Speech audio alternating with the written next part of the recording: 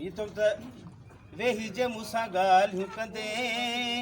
मयारी तूं बि थींदे इन ॻाल्हि खे छॾे ॾे रुगो मां ॾोहारी नहां ॾोहारी तूं बि थींदे इन ॻाल्हि खे छॾे ॾे वेही जे मूंसां ॻाल्हियूं कंदे मयारी तूं बि थींदे पीरियूं ॻाल्हाए पोइ ॻाए पोइ इहो ॿुधाए इहा सिंफ कहिड़ी आहे या सिर्फ़ आहे इमरान चांडियो ख़ुशी जे मौक़े ते बस इहो आहे त हाणे ॻाल्हाइण कोई ॾे कोन थो सो तव्हां सभिनी जी वरी न महिरबानी हिकिड़ो को पंहिंजो गानो ख़ुशी जो ख़ुशी जे मौक़े ते गानो ओ ॾाढियूं तो ते दिल में हिकु तीर सां ॿ शिकार न कर तूं गानो आहे वठो जो पाण ओ केॾा कुल करार कई प्यार ॾेई प्यारा पुछो धार कई ओ ॾाढियूं तो ते तवनि दिल में बबड़ बन केॾा कुल करार कई प्यार ॾेई प्यारा पुछो धार कई संगत के मानींदे संगत दर ते कई आई आहे अचो लाइव भाको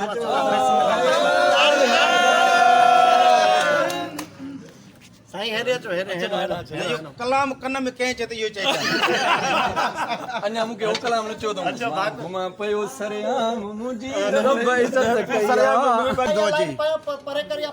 ओके अचो ड्यूट हिकिड़ो गडल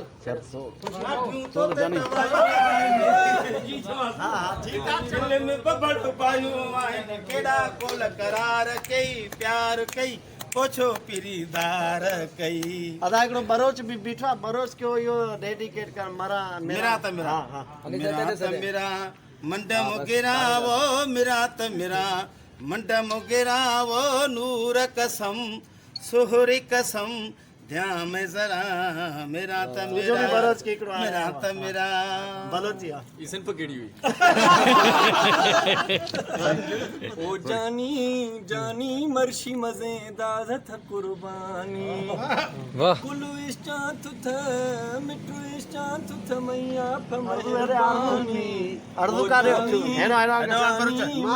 त असीं फनकार माण्हू करे प्यार ॼाणूं न झगड़नि खां वाक़ुफ़ न तकरार ॼाणूं अॼु तव्हां वरी ख़ुशी जी जेकी ख़बर इहा आहे त मुश्ताक सर्की साहिबु आयो ऐं हिन ॿिन्ही दोस्तनि जो अॼु परचाव थी वियो हूअं बि परतल हुया पर जेको फेसबुक ते दुनिया ॾिसो तव्हां ॿिन्ही जा परस्तार यार ख़ुदा खे मञे हेॾा ढिढ खणी निकिता